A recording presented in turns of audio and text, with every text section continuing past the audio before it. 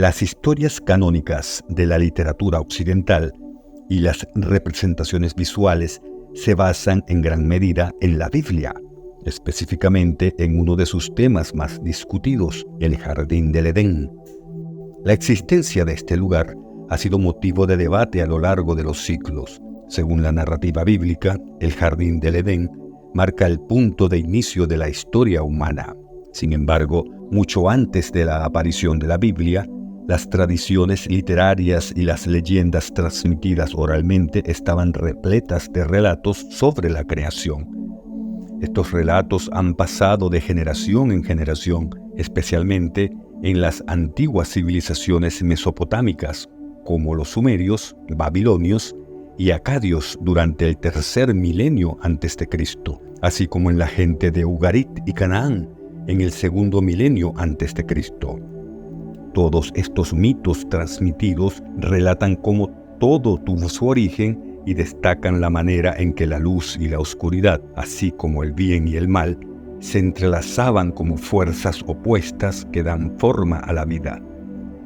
La figura del Jardín del Edén se presenta como un espacio sagrado o un paraíso terrenal en diversas formas dentro de estas narrativas anteriores a la Biblia, lo que continúa suscitando una interrogante persistente. ¿Dónde está o estuvo exactamente el Jardín del Edén? ¿O acaso su existencia es real? Quédate con nosotros porque exploraremos estos misterios y mucho más. Te invitamos a mostrar tu apoyo dejando un me gusta, suscribiéndote y activando la campana de notificaciones, ya que esto nos motiva a seguir creando contenido. Un río surge del Edén para irrigar el jardín. Luego se divide en 4 corrientes. El primero, llamado Pisón, rodea la tierra de Avila, donde se encuentra oro, bedelio y ónice. El segundo río es el Gihón, que rodea la tierra de Cus. El tercero es el Tigris, fluyendo al este de Asiria. Y el cuarto es el Éufrates. El Señor colocó al hombre en el huerto del Edén para que lo cuide y lo cultive. Génesis 2, 10, 15. El Jardín del Edén representa el paraíso terrenal bíblico, lleno de abundancia en alimentos, agua y belleza. Según la narrativa bíblica, Dios creó a Adán primero y luego a Eva, formada a partir de la costilla de Adán. En este jardín, se cree que este jardín se encuentra al este del Edén. En el centro se encuentra el árbol de la vida y el árbol del conocimiento del bien y del mal, estando este último prohibido para Adán y Eva. Sin embargo, Satanás, en forma de serpiente, sedujo a Eva para que pruebe el fruto del árbol prohibido. «No morirás ciertamente», le dijo la serpiente a la mujer, «porque Dios sabe que cuando comáis de él, se os abrirán los ojos y seréis como Dios, conociendo el bien y el mal». Génesis 3, 3-5. Eva no puede resistirse, come el fruto y también se lo da a Adán. Después de caer en el pecado, Adán y Eva se dan cuenta de su desnudez y se cubren con hojas de higuera. Dios, al saber que han comido del árbol del conocimiento, los expulsa del Jardín del Edén. Existen numerosas teorías acerca de la posible existencia del Edén y su ubicación exacta. Esta incógnita ha desafiado el paso del tiempo, requiriendo un exhaustivo análisis de la geografía y la cosmografía de los antiguos territorios orientales. Diversas teorías proponen distintos lugares como posibles ubicaciones del Jardín del Edén, incluyendo Irán, Turquía, Mongolia, Jerusalén, América del Sur e incluso el condado de Jackson en Missouri. Sin embargo, todas estas teorías presentan lagunas significativas que resultan difíciles de subsanar. A pesar de ello, hay numerosas referencias que podrían ser investigadas para establecer una base sólida en la formulación de argumentos. Algunas se basan en aspectos lingüísticos y otras en datos geográficos, todas respaldadas por trabajos académicos. Una de las pistas principales que se siguen son las descripciones bíblicas de los 4 ríos de Mesopotamia: el Éufrates, el Tigris, Pisón y Gihón. Los investigadores construyen sus teorías fundamentales en estos 4 ríos. Sin embargo, Aunque los dos primeros ríos son bien conocidos, la ubicación exacta de Pisón y Gihón sigue siendo motivo de debate. Jerusalén ha sido objeto de estudio por parte de académicos debido a su consideración como puerta hacia un lugar celestial y terrestre, principalmente por sus montañas cósmicas y el recurso de agua sagrada, conocido como Gihón. Una de las asociaciones entre Jerusalén y el Jardín del Edén ha sido propuesta por Stagger. Sostiene que Yahvé ya identificó el huerto del Edén con el huerto de Dios en Jerusalén. En este relato mítico, la fuente primordial riega la tierra y produce un río que riega el jardín y luego se divide en los 4 ríos del paraíso, uno de los cuales es el Gihón. Además, Stagger destaca la identificación del Jardín del Edén con la casa de Yahvé en Jerusalén, para citar el Salmo 36, 9-10. Ellos se deleitan con la rica comida de tu casa. Yahvé, les das de beber de abundantes arroyos, porque contigo está la fuente de la vida. En tu luz ves la luz. Los misterios del Edén se han representado de diversas maneras con los elementos clásicos que lo caracterizan, pero ¿cómo se manifiestan estos componentes según la Biblia? Querubines. A pesar de la imagen tradicional en Occidente de querubines como bebés o angelitos rechonchos, estas representaciones son interpretaciones tardías de conceptos bíblicos más antiguos. En las antiguas tradiciones del Cercano Oriente, los querubines eran seres compuestos, similares a esfinges, que acompañaban a los dioses. Su función principal era custodiar los límites sagrados, a menudo esculpidos en puertas y muros de templos. En el relato bíblico, estos querubines resguardaban las puertas del Edén y fueron quienes prohibieron el retorno de Adán y Eva al paraíso después de ser expulsados.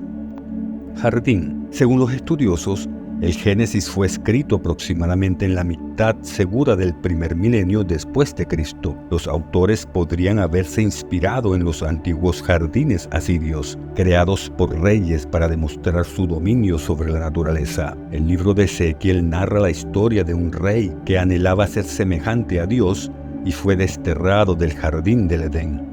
Existe la posibilidad de que el Edén fuera un jardín real, creado por un rey para honrar a su deidad. Montaña sagrada. Aunque el Génesis no menciona explícitamente una montaña sagrada, el libro de Ezequiel describe a un rey caminando por una montaña sagrada de Dios en el Edén. Esta visión comparte un lenguaje religioso similar al utilizado para describir los templos, mostrando una conexión entre la descripción del cielo y la simbología de los lugares de culto. Está adornado con piedras preciosas y está repleto de gemas ardientes donde caminan los monarcas. Según la tradición judía, la montaña sagrada de Dios se ubica en Jerusalén, siendo el monte Sión. Esto podría indicar la posible ubicación real del Edén. Adán, tal como se describe en el Génesis, es considerado el primer ser humano. Sin embargo, el libro de Ezequiel relata la historia de un rey que logró acceder al jardín del Edén debido a su estatus. Al proclamarse semejante a Dios, fue finalmente expulsado. En las civilizaciones del Cercano Oriente, los jardines sagrados fueron construidos y mantenidos por los reyes, quienes actuaban como el vínculo entre lo humano y lo divino, sin diferenciación clara entre lo religioso y lo político. Pareciera que la narrativa del Génesis tomó elementos de tradiciones religiosas ligadas a la realeza, sugiriendo que Adán simbolizaba al rey en la historia. El diablo no es mencionado explícitamente en la versión del Génesis. En la historia, es una serpiente la que persuade a Eva para que coma del fruto del árbol del conocimiento del bien y el mal. Sin embargo, interpretaciones posteriores han asociado a esta serpiente con la figura de Satanás. En realidad, en tiempos antiguos, las serpientes no siempre fueron retratadas como seres malignos. Más bien, eran consideradas criaturas que desafiaban la muerte y guardaban secretos sobre la vida y la muerte. Por ejemplo, Moisés poseía un báculo que podía transformarse en una serpiente con solo un comando suyo. Además, Dios instruyó a Moisés a crear una estatua sagrada de una serpiente que tenía el poder de sanar a aquellos que habían sido mordidos por serpientes. Respecto a la fruta prohibida mencionada en el Génesis, aunque no especifica qué tipo de fruta era, Dios le advirtió a Adán que podía comer de todo en el jardín excepto del árbol del conocimiento del bien y del mal. Más tarde, Eva está tentada por la serpiente, viene del fruto y luego ofrece a Adán. La idea de que esta fruta fuera una manzana posiblemente se originó en la antigua Grecia, donde la palabra manzana también se usaba para referirse al seno. Las manzanas eran símbolos eróticos y de deseo sexual. En ese contexto, lo que podría vincular metafóricamente la fruta con la sexualidad de Adán y Eva. Durante siglos hemos compartido relatos que intentamos explicar los orígenes de la vida, todos con el propósito de brindar significado a nuestra existencia. La continua búsqueda y especulación acerca de la ubicación del jardín del Edén refleja esa misma búsqueda de comprensión. Este jardín no solamente representa el inicio de la historia humana y la caída del hombre, también simboliza el lugar donde nació el primer conocimiento humano y la autoconciencia. Persistimos en la búsqueda de ese conocimiento, tratando de descubrir dónde podría estar el jardín del Edén. Durante milenios, en Egipto, un grupo de sacerdotes ha custodiado conocimientos en secreto. Estos conocimientos contienen los fundamentos que hoy en día utilizan la ciencia moderna, desde la tecnología genética hasta la creación de reactores nucleares. Se sugiere que los antiguos científicos y sabios poseían un conocimiento increíble y misterioso. Curiosamente, al retroceder en el tiempo del gran diluvio, siempre se hace mención de 7 hombres sabios que sobrevivieron y sentaron las bases de una nueva era para la civilización humana. Surge la interrogante: ¿fueron reales? ¿Cuál fue su contribución en la construcción de los primeros templos antiguos, incluyendo las pirámides de Egipto, o fueron simplemente fruto de la imaginación? En el templo de Edfu, situado entre Luxor y Asuán, en el Alto Egipto, se encuentran evidencias de la era prehistórica en sus muros. Se estima que este templo fue erigido entre el 237 y el 257 a.C. Los expertos consideran que los textos en estos muros son unos pocos fragmentos sobrevivientes que explican el comienzo del cosmos o la cosmogonía. Según el profesor Raymond de la Universidad de Manchester, estos textos contienen referencias y mensajes ocultos que se relacionan con eventos míticos. La colocación de la piedra fundamental, la construcción y el funcionamiento del templo están envueltos en esa misma era mítica. La creencia en esa época era que el templo era una creación de los dioses, lo que nos lleva a la conclusión de que, según las ideas de esa época, era una continuación directa y un reflejo del templo mítico que existía desde el inicio del mundo. El concepto de «desde el comienzo del mundo» podría referirse a la primera era que denominaban los antiguos egipcios.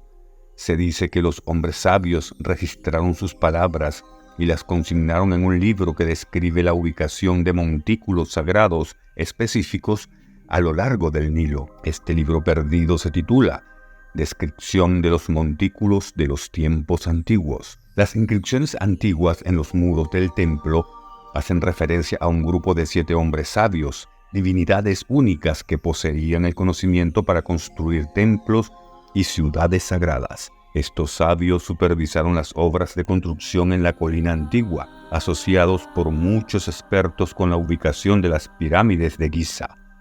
Otro lugar relacionado es Heliópolis, que albergaba una colina sagrada desde donde se había presenciado el primer amanecer. Se cree que un grupo de 7 hombres sabios trabajaron juntos para erigir los primeros templos legendarios de tiempos antiguos, incluyendo las famosas pirámides egipcias, tal como se menciona en las tablas esmeraldas. Los arqueólogos contemporáneos disponen de escasa información sobre estos 7 individuos y su identidad, concluyendo únicamente que se trata de un grupo de 7 personas relevantes en la teoría del origen de los primeros sitios sagrados del mundo. Otro aspecto interesante son las representaciones del diluvio, descritas como olas primordiales que levantaron la colina prehistórica. Esto trae a la mente la leyenda de Noé.